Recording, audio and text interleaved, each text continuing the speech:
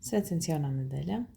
Šeit ir ļoti interesanta emocija, kura saucās frustrācija. Varbūt esat cilvēku dizainā kaut ko tādu vārdu dzirdējuši. Un šī emocija mums nāk tajā brīdī, kad mēs saprotam, ka kaut kas nav tā, kā es gribētu, ja tāda kaut kāda neapmierinātība. Un šī neapmierinātība nāk no iekšējās sajūtas, kur ir saistīta ar to, ka man šķiet, un kāpēc es saku man šķiet, tāpēc, ka tas viss notiek prātā. Tas, kas man šķiet, tas notiek manā prātā.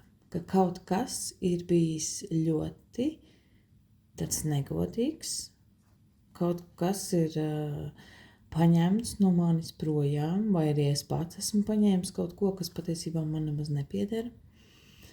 Un es to nevēlos, ja tas var arī būt saistīts ar manām pašu kaut kādām iekšējām emocijām, kas pārāk daudz citu cilvēku kaut kādas lietas, domas pieņem par patiesību, ja, bet tās nemaz nav manas, bet es viņas esmu sakrāmējusi sev rokās, un tagad es eju, un man ir smagi, un tie zobeni jau var arī krist.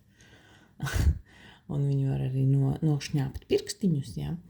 Bet es vienalga turpinu ar tiem smagajiem zobeniem virzīties uz priekšu ar kaut kādām svešām cilvēku domām par sevi, kā man vajag, kā man jādara, kas ir pareizi, kas ir nepareizi. Ja? Un tā, protams, ka rodās uzreiz šī iekšējā neapmierinātība. Es neesmu gana labs, es kaut ko ne tā daru, ja?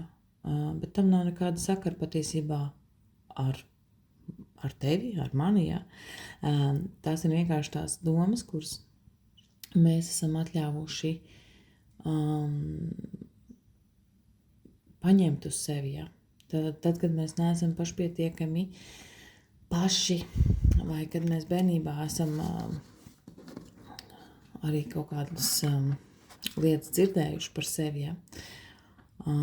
Tad mēs viņus esam pieņēmuši par patiesību, un mēs tā turpinam dzīvot.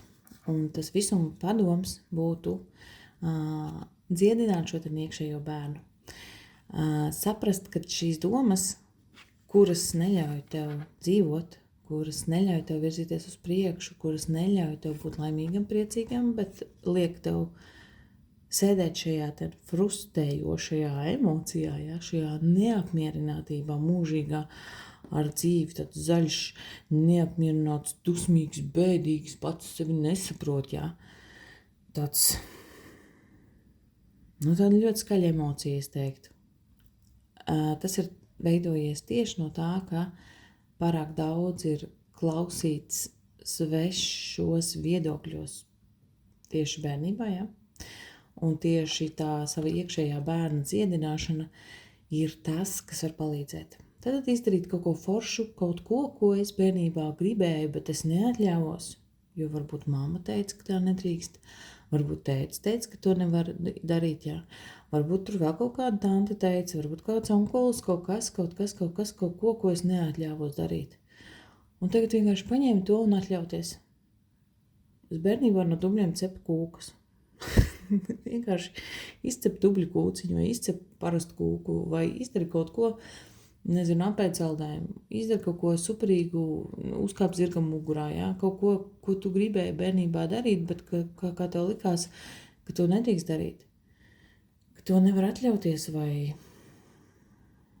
vai kaut kas tāds, ka tu vēl joprojām sēdi, kā pieaudzis cilvēks, tu sēdi savās tajās bērnības domās, atmiņās, ar saviem ierobežojumiem, tu, kas tev frustrē, ja, šīs neapmierinātās emocijas, ka tev rodās tikai tāpēc, ka kāds bērnībā ir kaut ko pateicis, un tāpēc tu vēl joprojām savā pieaugušā vecumā sēdi un nedari to, ko tu gribētu, un nedari to, ko tu mīli, un nenodarbojies ar visām tām foršajām lietām, kuras tu gribēji bērnībā. Es tev aicinu šajā nedēļā piepildīt kādu savu brīnišķīgāko bērnības sapni, kas tev likās, ko tu nekad nevarētu piepildīt. Ļauj šim sapnim notikt un piedzīvo viņu. un maini šo te iekšējo stāvokli no neapmierināta uz apmierināta. Un uzraksti, kā tu par to jūties, lai noder.